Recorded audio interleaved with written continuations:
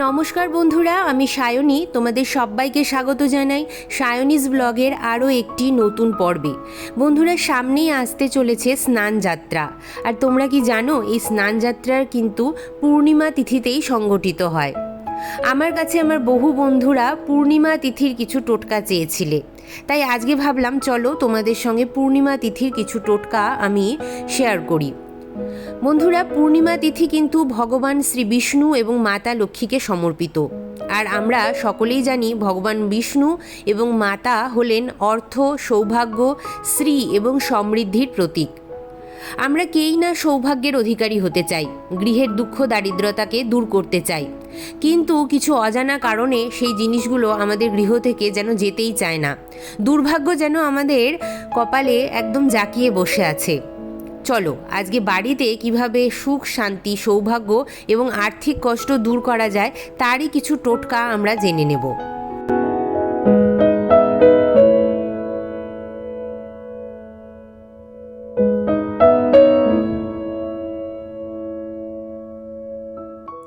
আজ আরও একটা বৃহস্পতিবার, পুজো দিতে দিতে তোমাদের সঙ্গে চলো শেয়ার করি সেই টোটকাগুলি যেগুলো পূর্ণিমা তিথিতে তোমরা যদি পালন করে থাকো বা স্নানযাত্রার দিন যদি তোমরা পালন করো, তাহলে অবশ্যই নিজের দুর্ভাগ্যকে কাটিয়ে উঠে সৌভাগ্যকে নিজের দিকে আকর্ষণ করতে পারবে। এবং সবথেকে বড় যে সমস্যা আজকের দিনে, যেটা হচ্ছে আর্থিক কষ্ট বা দুঃখ দারিদ্রতা, সেটি অনায়াসেই তোমার গৃহ থেকে দূরীভূত হয়ে যাবে। তো প্রথমেই যেটা আমাদেরকে করতে হবে, স্নানযাত্রার দিন অর্থাৎ পূর্ণিমা তিথিতে তোমরা একদম ব্রহ্ম মুহূর্তে যারা উঠতে পারছো তারা তো খুবই ভালো, ব্রহ্ম মুহূর্তে উঠে একটু গঙ্গা স্নান করো। গঙ্গায় যারা যেতে পারছো না, স্নানের জলে একটু গঙ্গা জল মেশাও, মিশিয়ে স্নান করো। এবং তার সাথে শেষ যে জলটি তোমরা গায়ে ঢালবে তার মধ্যে একটু হলুদ গুঁড়ো মিশিয়ে নাও, মিশিয়ে নিয়ে স্নান করো। যারা ব্রহ্ম মুহূর্তে উঠতে পারছো না তারা একটু সকাল সকাল ওঠার চেষ্টা করো, উঠে একইভাবে স্নান সারো এবং অবশ্যই লাস্ট যে স্নানের জলটা থাকবে তাতে একটু পরিমাণ হলুদ গুঁড়ো মিশিয়ে নাও এবং মাথা দিয়ে নয়, গোটা গায়ে সেই জলটা ঢেলে নাও।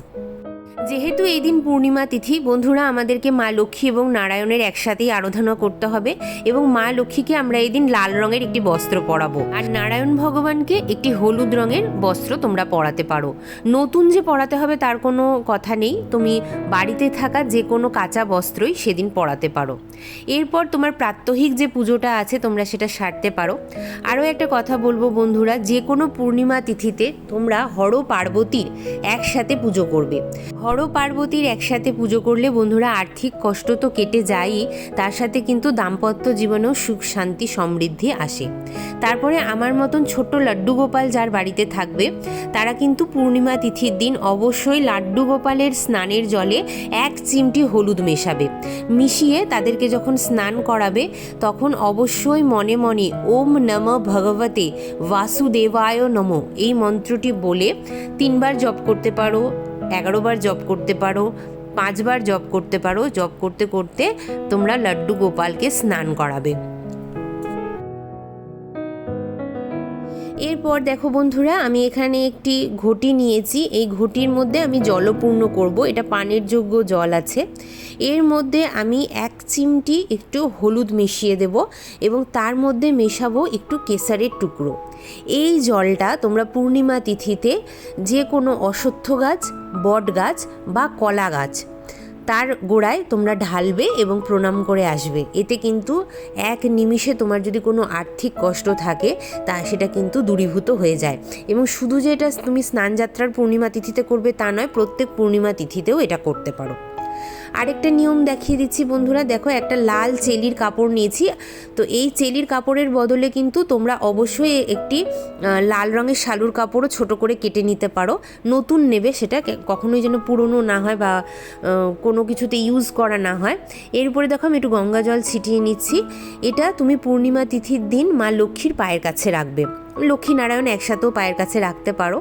পুরো পূর্ণিমা তিথিটা এটা থাকবে। পূর্ণিমা তিথি যখন কেটে যাবে বন্ধুরা, মানে পরের দিনের কথা বলছি, তিথিটা চলে যাওয়ার পরে এই লাল কাপড়টা তুলবে এবং একটু প্রণাম করে নেবে। প্রণাম করার পরে মেয়েরা বাঁ হাতের দ্বারা এবং ছেলেরা ডান হাতের দ্বারা নিজের পার্সের মধ্যে, মানে যেখানে তোমরা টাকা পয়সা রাখো সেখানে কিন্তু এই কাপড়টা ঢুকিয়ে রেখে দেবে। এবং প্রত্যেক পূর্ণিমা তিথিতে যে এটা তোমাকে পরিবর্তন করতে হবে তা না। যখন দেখবে কাপড়টা একদম নষ্ট হয়ে গেছে তখন সেই কাপড়টা তুমি একটা কোনো গাছের গোড়ায় বা জলে প্রবাহ করে তারপর কিন্তু তোমরা চেঞ্জ করে নিতে পারো। পূর্ণিমা তিথিতে এটা চেঞ্জ করতে পারো। এই ছোট ছোট নিয়মগুলো বন্ধুরা তোমরা অবশ্যই মেনে দেখতে পারো, অবশ্যই তোমাদের ভালো হবে। আর এই দিন কিন্তু তুলসী মহারানীর পুজো আমাদেরকে ভীষণ ভালোভাবে করতে হবে। এই দিন তুলসী গাছে জল নিবেদন করতে হবে, ফুল নিবেদন করতে হবে, সন্ধেবেলায় ঘিয়ের প্রদীপ দেখাতে হবে এবং দিনের বেলায় তুমি ধূপ বা ধূপকাঠি মাকে নিবেদন করতে পারো।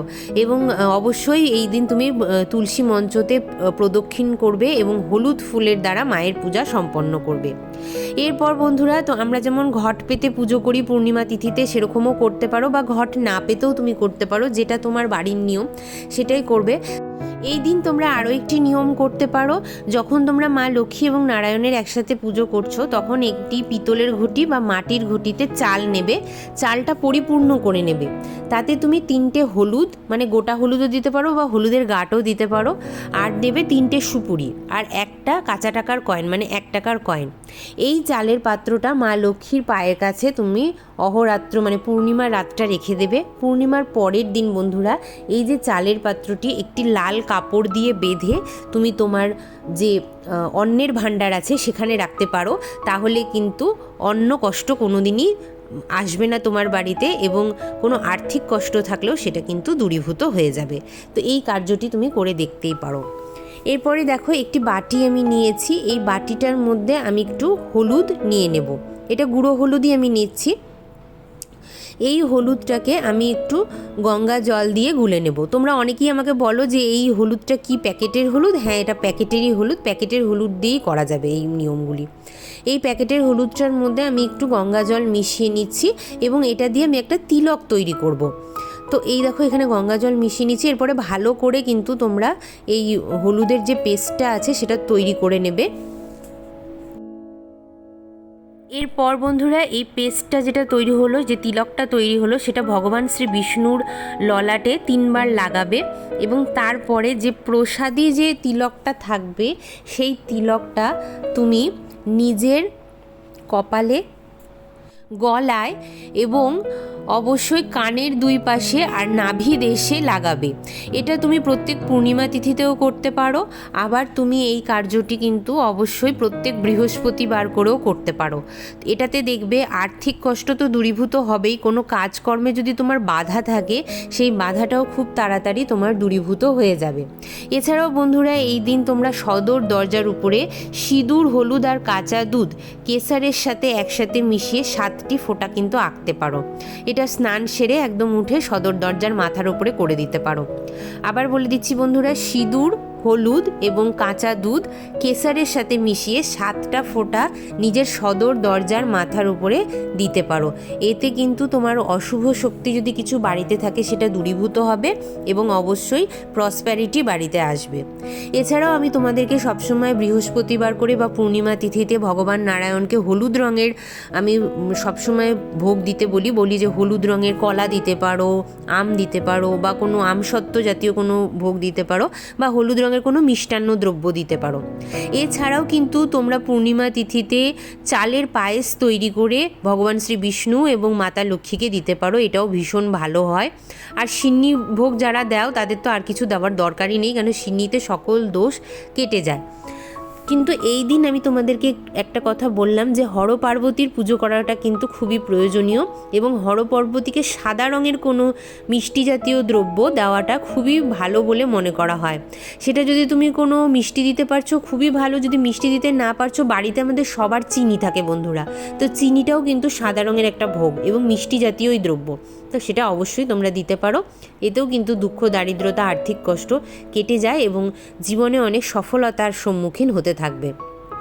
এরপরে দেখো এখানে আমি একটু তিলের তেল নিয়েছি। তো পূর্ণিমার দিন আমাদেরকে কিন্তু সকালবেলায় তিলের তেল প্রজ্বলিত করতে হবে, অর্থাৎ তিলের তেলের প্রদীপ প্রজ্বলিত করতে হবে। আমরা সকলেই জানি মা লক্ষ্মীর তিল তেলের প্রদীপ ভীষণ প্রিয়। তো তিল তেলটা আমরা সকালে প্রজ্বলিত করব। আর সন্ধেবেলায় অন্ধকার হয়ে যাওয়ার পরে অবশ্যই তুলসী মঞ্চ এবং ঠাকুর ঘরে আমরা একটি মাটির প্রদীপের মধ্যে, বা তুমি যদি তোমার কাছে যে প্রদীপ আছে তার প্রদীপের মধ্যে ঘিয়ের প্রদীপ প্রজ্বলিত করব। এটা যদি তোমার কাছে ইনস্ট্যান্ট কোনো ঘিয়ের দীপ থাকে সেটা দিয়েও করতে পারো, আর শুদ্ধ দেশি ঘির হলে তো কোনো ব্যাপারই না, সেটাও করতে পারো। তো এইভাবে আমাদেরকে কিন্তু পূর্ণিমা তিথির দিন এই কিছু কিছু ছোট ছোট নিয়ম মেনে আমাদেরকে পুজো করতে হবে। পুজোর শেষে আমরা অবশ্যই এই দিন সত্যনারায়ণ ভগবানের পাঁচালি বা মা লক্ষ্মীর পাঁচালি যেটা তোমার বাড়িতে আছে সেটা তুমি একটু পড়ে নিতে পারো। একদম সহজ সরলভাবে আমি কিছু নিয়ম বলে দিলাম বন্ধুরা। এই জিনিসগুলো কিন্তু আমাদের বাড়িতেই থাকে বা বাড়ির আশেপাশেই থাকে। এগুলো করতেও যে খুব বেশি টাকা পয়সা লাগে তা নয়, কিন্তু কিছু সুন্দর এই নিয়মগুলি মানলে কিন্তু আমাদের বাড়ির থেকে অনায়াসেই আর্থিক কষ্ট দূরীভূত হবে এবং অবশ্যই বাড়িতে সফলতা আসবে। কোনো নেগেটিভিটি থাকলে সেটা দূরীভূত হয়ে যাবে, কুনজর থাকলে সেটা দূরীভূত হবে। তো অবশ্যই এই স্নানযাত্রাতে অর্থাৎ এই পূর্ণিমা তিথিতে তোমরা এই নিয়মগুলি মেনে দেখতে পারো। অবশ্যই আমি এইটুকুন বলতে পারি যে তোমরা এখানে কিন্তু অনেক ভালো ফল পাবে। মেনে দেখো এবং আমাকে পরে অবশ্যই কমেন্ট করে জানিও। তো চলো বন্ধুরা, আজকের মতন এখানেই শেষ করছি। দেখা হবে আবারও একটি সুন্দর কোনো পূজাবিধির সঙ্গে এবং টোটকার সাথে। তোমরা ততক্ষণের জন্য সবাই খুব ভালো থেকো, সুস্থ থেকো। আগামী স্নানযাত্রা এবং পূর্ণিমা তিথি তোমাদের সবার খুব ভালো কাটুক এই কামনা নিয়ে আমি সায়নী আজকের ব্লগটা এখানেই শেষ করছি।